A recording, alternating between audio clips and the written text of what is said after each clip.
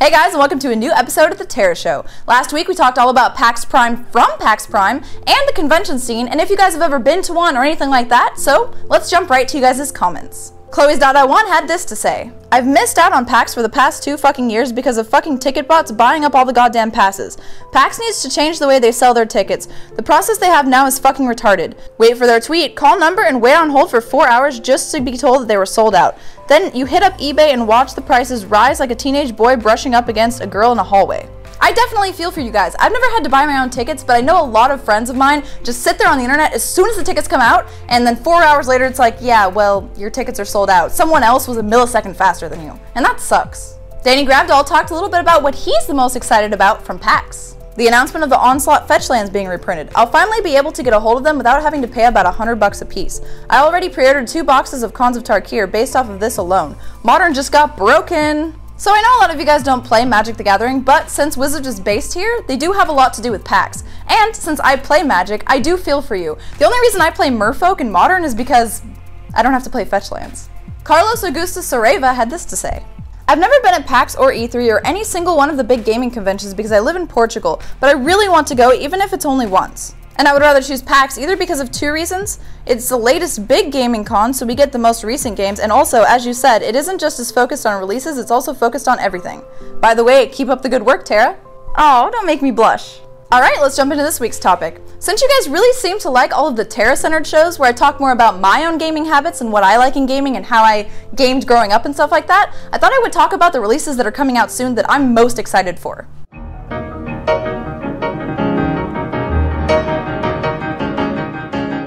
The first 2 games I want to talk about are the 2 Assassin's Creed games coming out this year. Now, everyone knows that the Assassin's Creed games come out end of October, early November, which is like right around my birthday, so that really excites me. Also, the Assassin's Creed series is one of my favorites. Even though a lot of people say that it can be repetitive or there's a lot of glitches, which I do agree with, or it can be really just mundane and boring, I really like them. And I think they're innovative, and I think that Ubisoft does an amazing job releasing more than 1 game even this year alone. And it actually improves. It's crazy. So the reason Ubisoft is releasing 2 Assassin's Creed games this year is because it's kind of a transition year. Not everyone has an Xbox One or PS4 yet, so they want to kind of make everyone happy. So the first Assassin's Creed game that's coming out this year is the end of October, and it's Assassin's Creed Unity. This is the next generation one that's for the Xbox One, PlayStation 4, and PC. It's going to be set in the French Revolution, and there's going to be a lot of co-op missions that you can keep doing over and over again to get more XP for your character to like build him the way you want to. So more customization, and you get to play with your friends even though you're playing through a single player story. It's not going to be like the multiplayers you've seen in the other games. And I'm really feeling like the setting of the French Revolution is going to be pretty kick-ass. The second game is Assassin's Creed Rogue, and that's going to be for the Xbox 360 and PlayStation 3 only. This game, they kind of flipped the script, which is really cool. You're going to be an ex-assassin that's a Templar now, fighting to kill his ex-brethren, which is really cool, right? Because we've never really played as a Templar before. I like that when Ubisoft makes an extra game, they tend to switch it up a bit. Just like the mobile version had a female protagonist, which was pretty cool. And then they finally brought it to console, which made me even happier. The next game I'm really looking forward to is Nosgoth. This game is coming out and is developed by Square Enix, but we're not quite sure when the release date is. It says it's to be announced.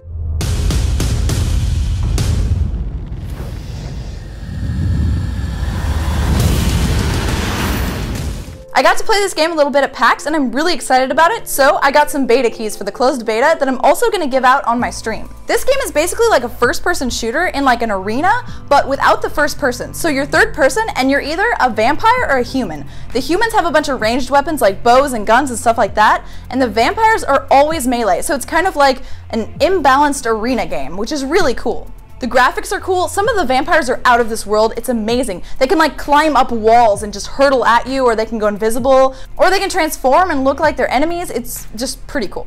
I feel like if this game gets enough attention, it'll actually be a really cool game to play on PC. The next game is Hyrule Warriors, which, as you all know, is Dynasty Warriors plus the Legend of Zelda characters, which is really cool because you get to play hack and slash with RPG characters that you all know and love from your childhood and from the present. So that's going to be really awesome, and Hyrule Warriors comes out like this week, so get ready. Short notice.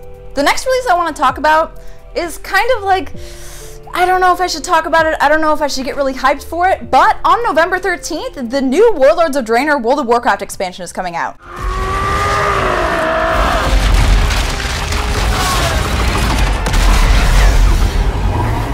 I actually haven't played Warcraft for 2 or 3 years since Cataclysm came out because I didn't like a lot of the new features that they added in, and it just didn't feel like Wrath of the Lich King. It just sucked. Also, it's kind of a carrot on a stick game, but the more I think about it, if it gets popular again and Warlords of Draenor is really cool, it might be worth streaming. And then there's actually a reason to play such a time waster game. So the story of Warlords of Draenor is what really turned me on to thinking about playing this expansion. It's set around Manaroth and Kil'jaeden and Grom and all of the like blood orc things. Manaroth is my favorite character in all of the Warcraft universe. He's big, he's manly, he's scary, he's evil, he's freaking awesome, and they haven't talked about him enough. So this is the same story that we all know, where Grom decides to have him and his orcs drink a little bit of Manaroth's blood so they can become like these evil blood orcs that are really strong. But they turn the tables, go back in time, and change destiny, where instead they decide to fight with their own orc swords and stuff like that and just take over and kick ass, and we get to kind of control that and see how that was. So it's a huge, interesting twist on one of my favorite parts of the Warcraft universe. And, of course, like I said, Manaroth. Just to watch you die. Of course, when Super Smash Bros. Comes to the 3DS, it has to be mentioned. This is going to be in early October, guys. You have to check this out. I feel like it needs no introduction. In mid-October, we're going to have The Evil Within coming out. This game also needs no introduction. I really feel like it just grabbed me in with the trailers and the gameplay that I saw so far. So I'm really excited about it, and this is coming out on the Xbox One and the PlayStation 4. And last, but certainly not least, is Mortal Kombat X. Now, this game isn't coming out for a while. It's going to be like April 2015, but it's the 10th in the Mortal Kombat series, and Mortal Kombat is my favorite fighting franchise of all time, by far, because Shao Kahn is the sexiest man in gaming.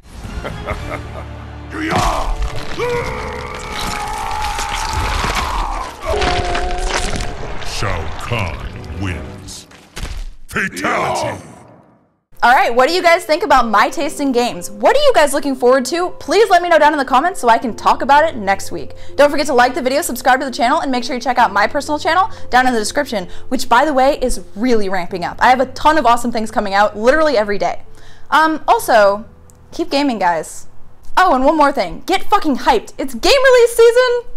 Hey guys, my name is Tara Babcock, and I'm here to tell you about this cool new project called Zoomin.tv Creators. Zoomin.tv Creators is a channel which showcases all of the talented video producers from the Zoomin.tv partners.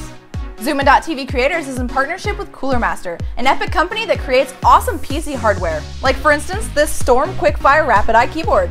Pretty sexy, huh? Products like this will be given away each week to the Zoomin.tv Creator of the Week. And guess what? This is a great place where you guys can discover new talent on YouTube right through the Zoomin.tv gaming community. So what are you waiting for? Go ahead and check out the Zoomin.tv Creators channel by checking out the link in the description. Don't forget to like the video, subscribe to the channel, and remember, I'm a Zoomin.tv partner. Bye guys!